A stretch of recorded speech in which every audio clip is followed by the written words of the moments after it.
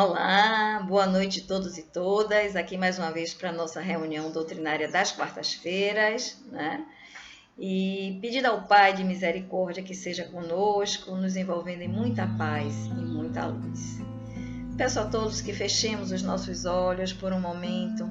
Vamos mentalizar o nosso salão doutrinário como se lá estivéssemos.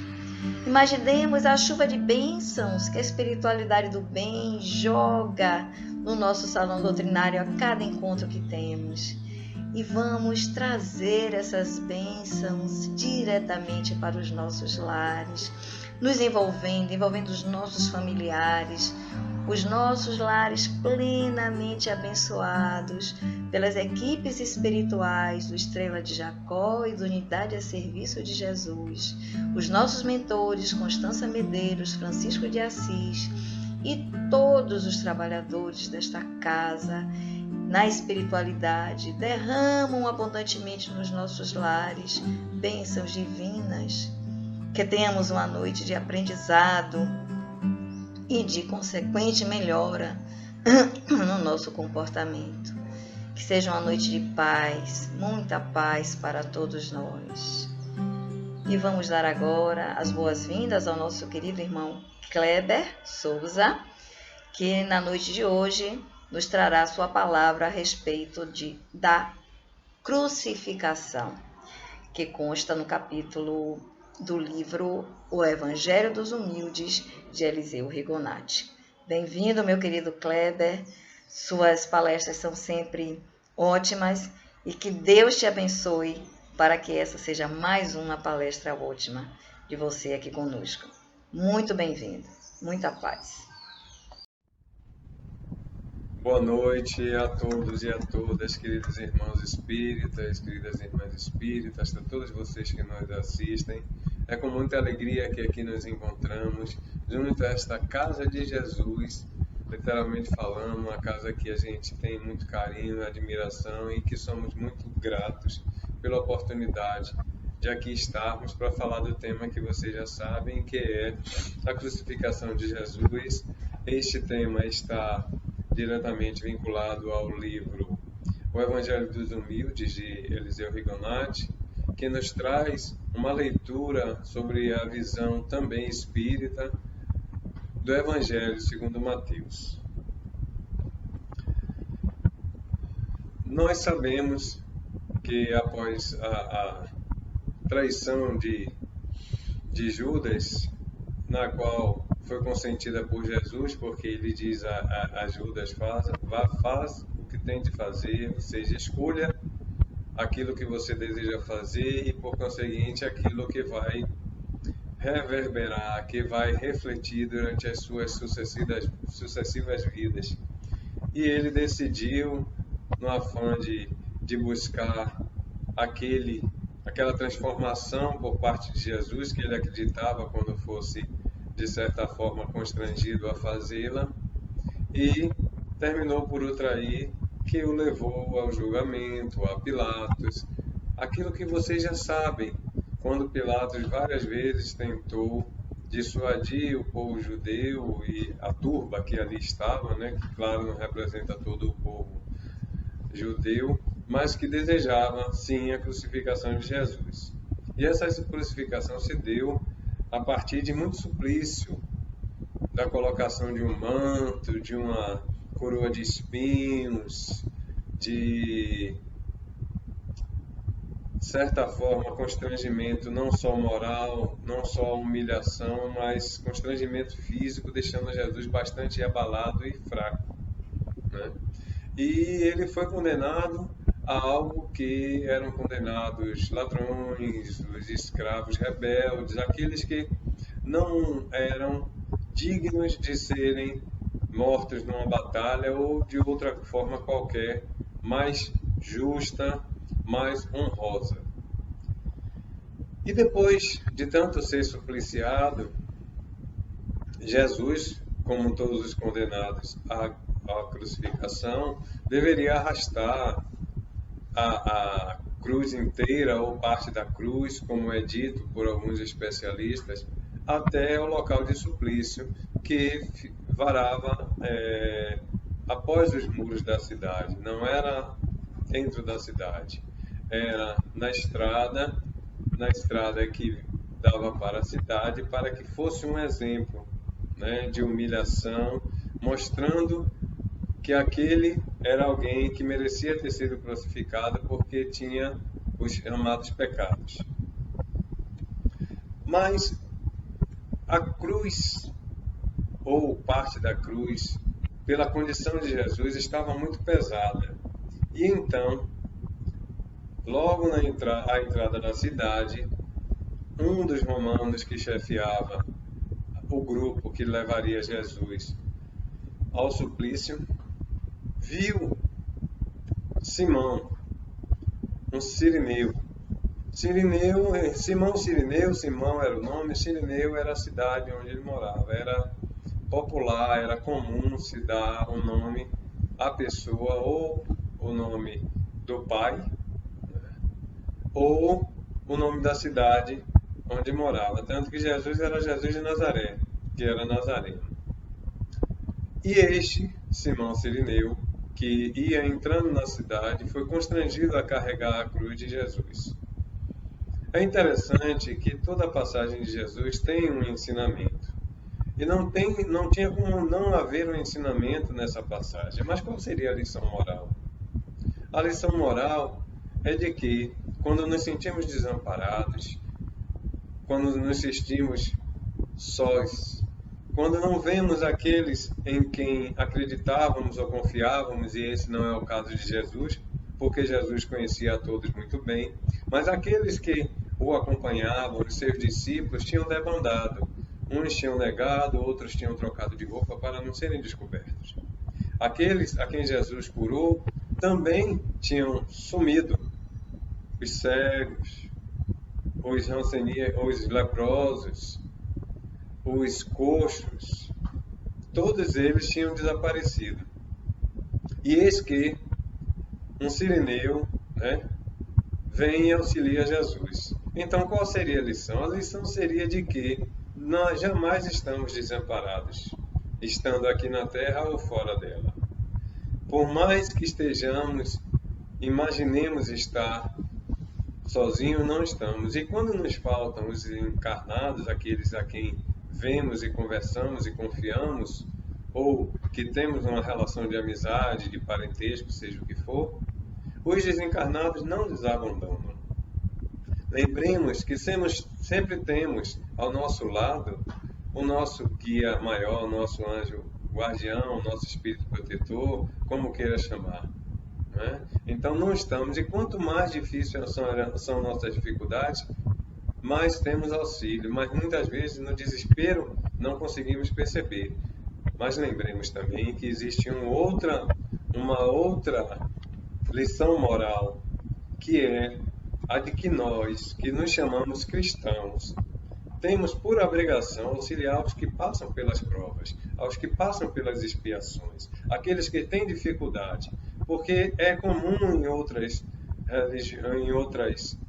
também religiões, mas sobretudo em outras culturas advindas dessas religiões, em que a pessoa que está passando a dificuldade, que nasceu na dificuldade, que nasceu numa situação, deve permanecer naquela situação e, por si só, conquistar as suas provas e expiações, passar pelo que tem que passar.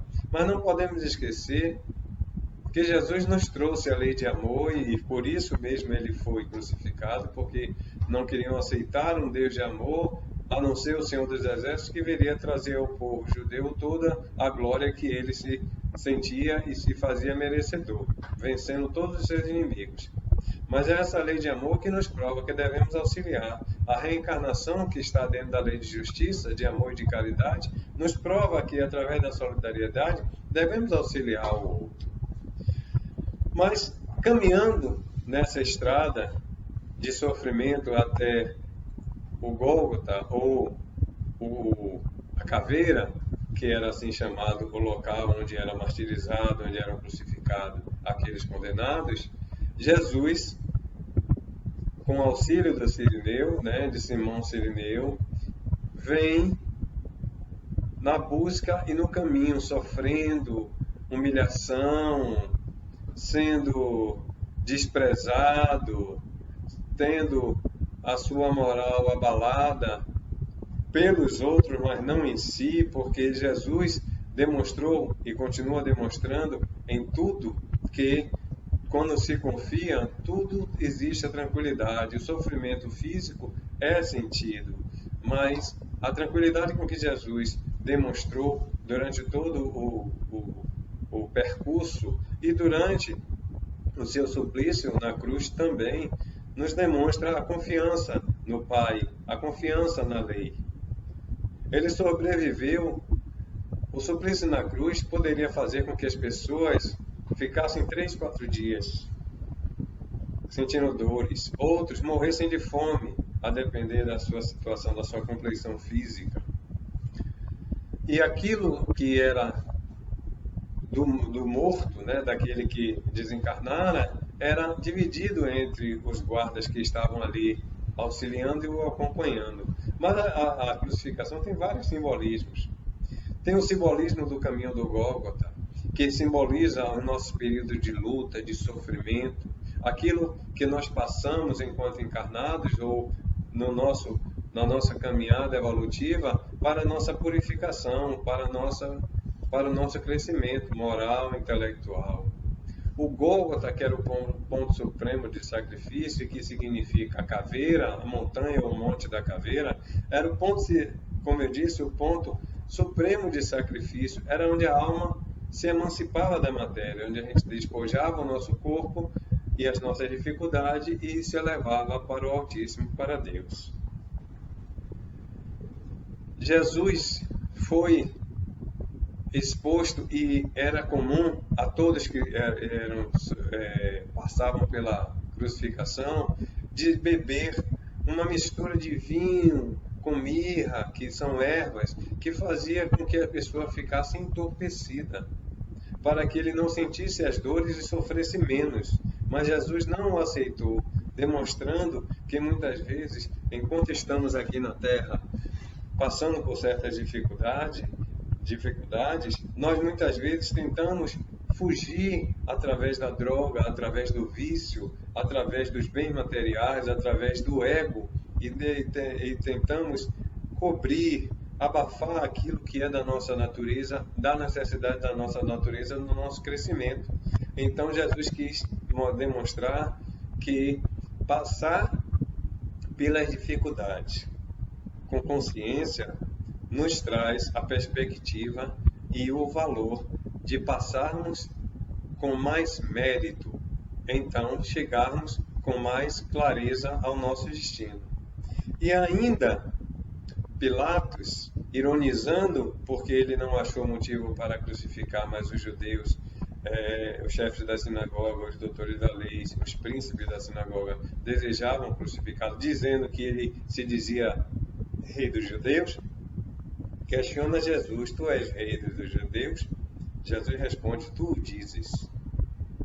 E por ironia, ele mandou escrever em grego, hebraico, em latim, a frase: este é Jesus Nazareno, rei dos judeus, o que incomodou muito aos judeus, mas foi aquilo que trouxeram como justificativa para crucificá-lo. E Pilatos, Pilatos talvez não soubesse, mas ele ironicamente estava declarando ou determinando uma sentença verdadeira, mas limitada, porque Jesus, nosso governador, aquele que existe desde antes da formação do planeta, não é nem da existência do homem, mas da formação do planeta, foi ele quem auxiliou na construção e na ambiência do planeta para que nós pudéssemos aqui estar. Essa sentença nos demonstra que, além de rei dos judeus, ele é rei de toda a humanidade, que não é deste mundo, é do plano espiritual. Mas Jesus, dentro da sua condição, demonstrou para todos aqueles que o ouviam que aquilo que ele dizia era nada mais, nada menos que a lei divina, fazendo com que o homem pudesse perceber, através dos seus ensinamentos, das suas parábolas, que se eles observassem e acompanhassem e seguissem aquilo que ele estava dizendo, eles teriam a possibilidade de estar melhor no plano espiritual. Porque nós só sofremos porque nos afastamos das leis divinas. Toda vez que fazemos algo que sabemos que não é ético, pode ser moral porque as leis do país, do planeta, dizem que isso é moral, mas nem sempre o moral é o ético. Então, quando a gente faz alguma coisa de encontro ao ético, de encontro à lei, de encontro à natureza, nós estamos nos afastando dessa lei, porque estamos margeando, estamos sendo à margem da lei. E por isso sofremos. O nosso sofrimento é muito mais e sobretudo, causado pela nossa incúria, a nossa ignorância também, que muitos chamam de mal, por assim dizer, pura e simplesmente. Mas a nossa ignorância nos leva a cometer os erros. E é por isso que Jesus nos traz um Deus de amor, um Deus que comprova que se você errou, você vai ter a condição de reparar, de repetir a lição, de fazer novamente até aprender. Além disso, no Sermão da Montanha, Jesus nos lega essas verdadeiras leis. Mas qual daqueles que lá estavam poderiam imaginar que aquelas leis que ele falava, aquilo que ele dizia, era a simplificação de leis tão sábias e imutáveis? Em Mateus 27, 38, ele traz: ao mesmo tempo foram crucificados com ele 2 ladrões, um da parte direita, outro à esquerda de Jesus. E Jesus aí traz novamente, a partir do momento da sua aceitação, o exemplo de humildade, de amor aos simples, aos pequenos, aos pecadores, aos transviados. Porque Jesus disse: eu não vim para os sãos, eu vim para os doentes. Eu vim para aqueles que necessitam.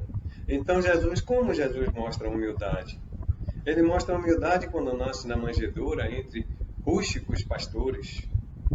Ele continua demonstrando a humildade quando ele escolhe para seus discípulos rudes pescadores. E ele conclui o exemplo da humildade quando desencarna na cruz junto a malfeitores. Todo o evangelho de Jesus, vemos ele dar a mão amiga aos sofredores. Em Mateus 27, 45, é dito: mas desde a hora sexta até a hora nona difundiram as trevas sobre a terra. Os acontecimentos que ocorrem na terra refletem no mundo espiritual e retornam para nós. Assim como nós falamos sobre as questões das leis, do sofrimento que é decorrente da nossa incúria, da nossa invigilância, da nossa ignorância ou da nossa teimosia, tudo que reflete no planeta retorna também ao planeta. Nós estamos vendo e vemos o tempo inteiro. A pandemia demonstra que muitas vezes é em decorrência do abuso, do desmatamento, onde vírus que estavam no alto das árvores sendo caminhados ou sendo passados de um para outros animais que viviam lá em cima, esses animais desceram e trouxeram com ele esses vírus. Isso é uma das explicações, é a explicação científica. Mas aí a gente percebe, então tudo que a gente faz retorna. A humanidade precisa compreender o triunfo da humanidade, nos dias de Ronati. No tempo de Jesus, como nos dias de hoje, compreende-se o triunfo do orgulho e não da humildade. Hoje, não é verdade. Hoje nós criamos nossos filhos para vencer, para ganhar, para ser o mais, para ser o melhor. Mas conseguimos já educar nossos filhos para ser um espírito melhor, para ser um homem de bem? Jesus nos traz em João 16:33 uma mensagem interessante e muito importante, quando ele diz: tenho-vos dito isto, para que em mim tenhas paz. Tenho-vos dito isso, para que em mim tenhas paz. No mundo tereis aflições, mas tende bom ânimo, eu venci o mundo. Jesus mostra e demonstrou até o momento da desencarnação que ele venceu o mundo. E por que ele venceu o mundo? Porque quando a gente busca vencer no mundo, a gente busca vencer pelo egoísmo, pelo egocentrismo, pela vaidade e pelos sucessos materiais que permanecem. Muitas vezes o orgulho fere, muitas vezes o orgulho mata, muitas vezes aquilo que nós chamamos conquista é sempre em detrimento da derrota do outro. Como vamos pensar que existe um Deus que deseja que um vença e que o outro perca? Precisamos ver o que é bom para todo mundo. É isso que nos traz diversas teorias, é isso que nos traz diversas religiões. Vencer o mundo é bem diferente de vencer no mundo. A ignorância e a má-fé sempre interpretam mal o ensinamento de Jesus. Aqueles que falavam que Jesus, tu és filho de Deus, então saia daí, salve-me. Aquele ladrão que disse, se tu não disse que é Jesus, o escolhido de Deus, então salva-te e salva a nós também. E o outro ladrão, que é chamado bom ladrão, só por reconhecer que vai a inocência de Jesus, ele chega para outro ladrão e diz, como fazes isso? Não temeis nem diante da morte?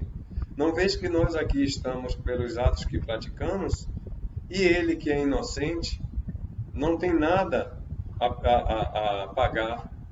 E chega para Jesus e diz, não esqueceis de mim, peço-vos que não esqueçam de mim. E Jesus diz uma frase que hoje ainda é discussão em muitos lugares. Diz, digo-vos a verdade que hoje mesmo estarás no reino dos céus.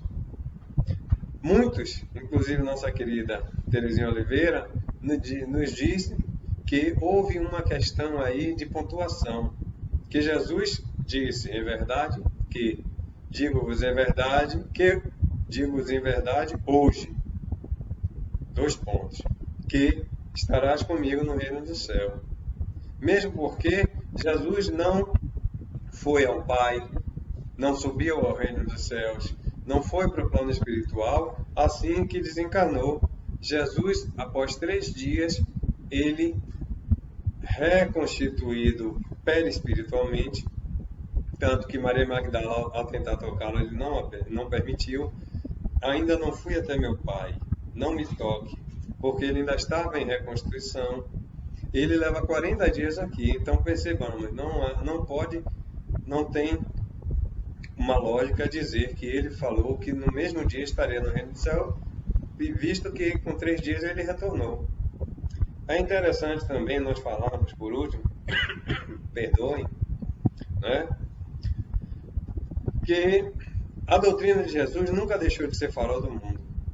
O Evangelho, a Boa Nova, que é esse exemplo, que é essa instituição do Deus amoroso, sempre esteve aqui. E que muitos daqueles que falaram, escarneceram de Jesus, nas outras encarnações estiveram no cristianismo. Alguns usaram a palavra de Jesus para fazer o mal. Outros usaram a palavra de Jesus em nome de Jesus para enganar. E outros disseram não entender.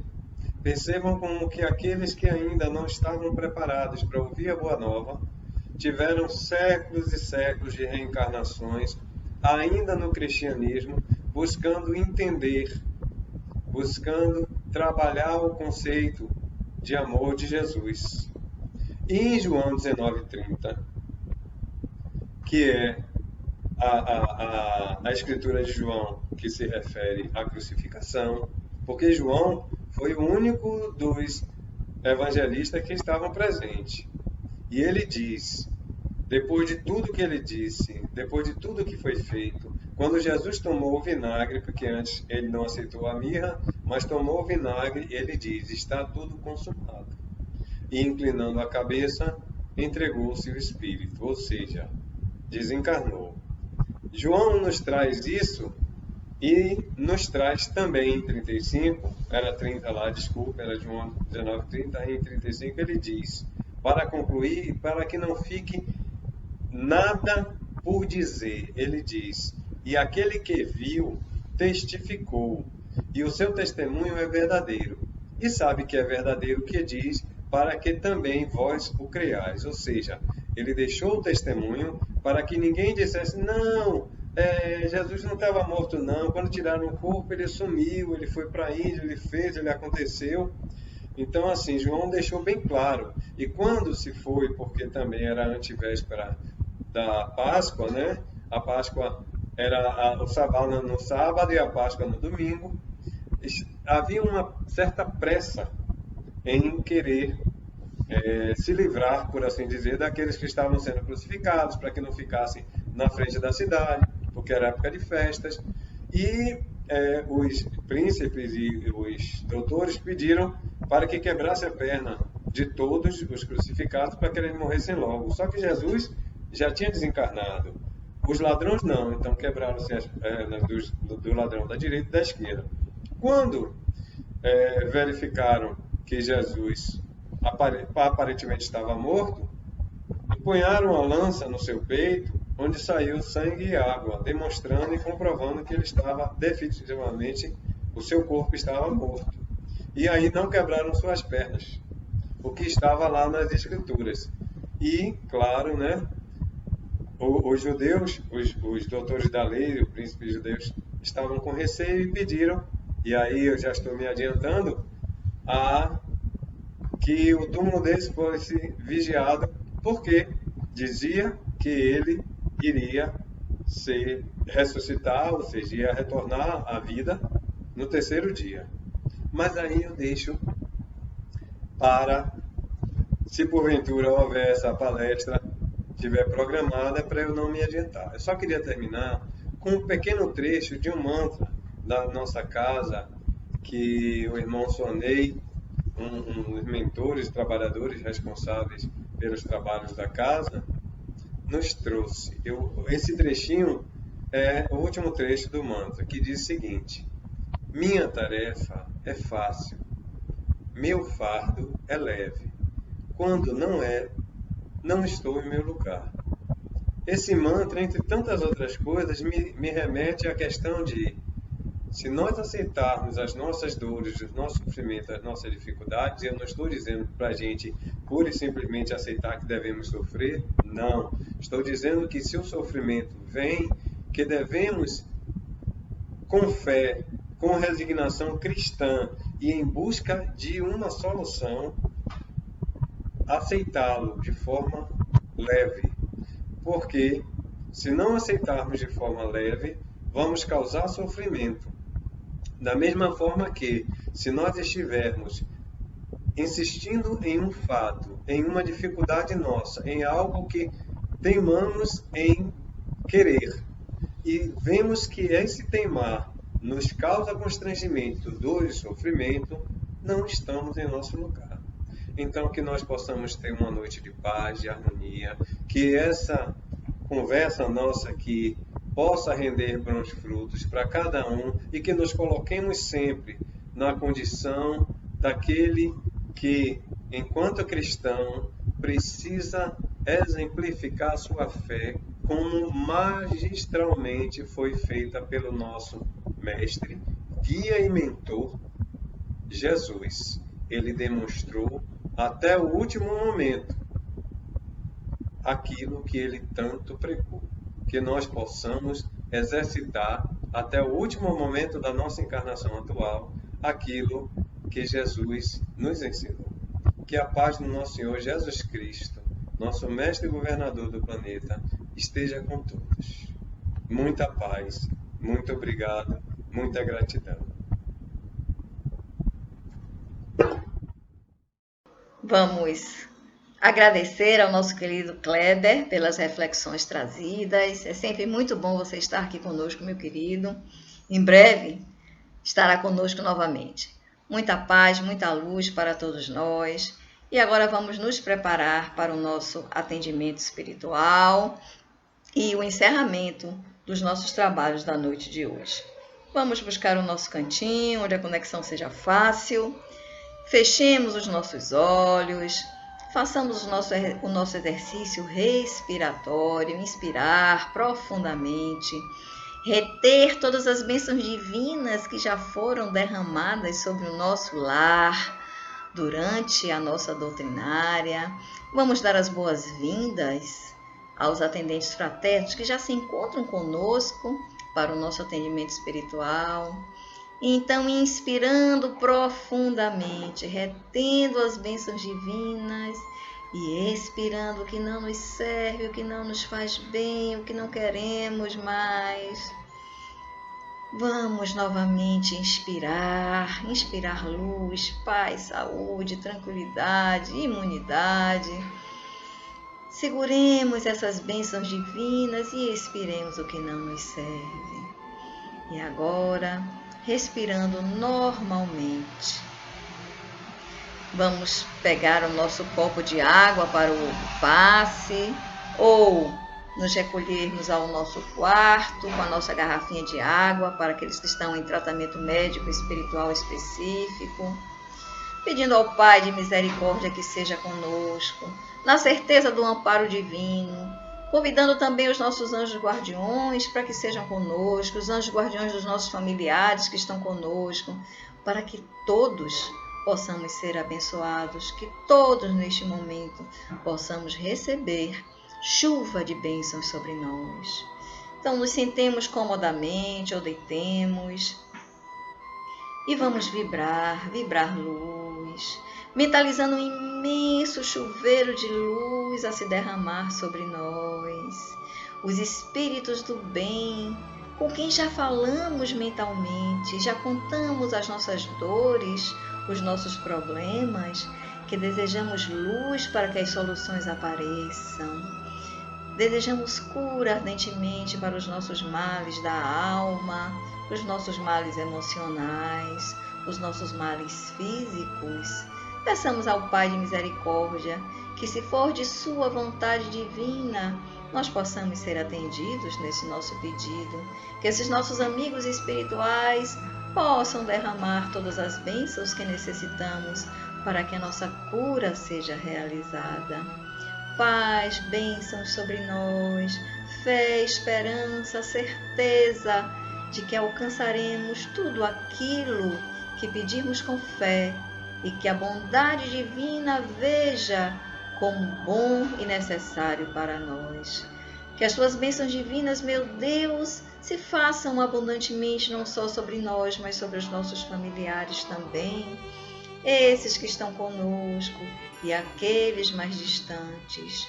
Paz e luz sobre nós, um imenso chuveiro de luz de variadas cores, luz verde da cura, da saúde, luz rosa do amor, da harmonia, o amor que é energia, que tudo pode curar, luz amarelo ouro, luz do azul, poder criador, fonte divina de amor, luz, muita luz, meus irmãos, sobre nós abundantemente. Essas gotas luminosas batem na nossa pele, penetram o nosso corpo, inundando todas as nossas células, os nossos órgãos, vitalizando-os, curando-nos. Cura-nos, Senhor, cura-nos, meu Pai. Que as tuas bênçãos divinas, meu Deus, se façam abundantemente, não só sobre nós. Enquanto os nossos amigos queridos espirituais terminam o nosso atendimento, focalizando mais essa chuva de bênçãos aonde mais necessitamos, vamos também envolver a todos os que sofrem nas bênçãos divinas que também estamos recebendo aqui agora. Vamos distribuir bênçãos sobre os nossos familiares, os nossos amigos, vizinhos, colegas de trabalho, todos os que nos cercam. Vamos envolver nessas bênçãos divinas também todos os que sofrem na humanidade, seja que espécie de sofrimentos forem, morais, materiais, espirituais. Cura-nos, Senhor, a todos nós. Cura a humanidade do orgulho, da vaidade, da inveja, do ódio, dos ressentimentos. Cura o mundo, cura o nosso planeta. Cura todas as nações. Cura Cura-nos, Senhor, desta pandemia. Paz, luz, muita luz sobre nós. Que assim seja. E antes de encerrarmos as nossas atividades da noite de hoje, lembramos a todos que a pandemia não acabou. Precisamos manter todos os cuidados, lavar as mãos, higienizando, não tocar olho, boca, nariz, com mãos sujas, levando sempre o álcool gel conosco, quando na rua, na impossibilidade de lavar a mão com água e sabão, que é o ideal, mas lavar a mão abundantemente, esfumando bem, esfregando bem as mãos para ter certeza da higiene adequada. Mantenhamos a distância, meus irmãos, é necessário sim. Utilizemos a máscara adequadamente, trocando se estiver úmida, não usando mais do que 3, 4 horas seguidas, né? Não saiamos sem máscara, tenhamos cuidado conosco e com os outros.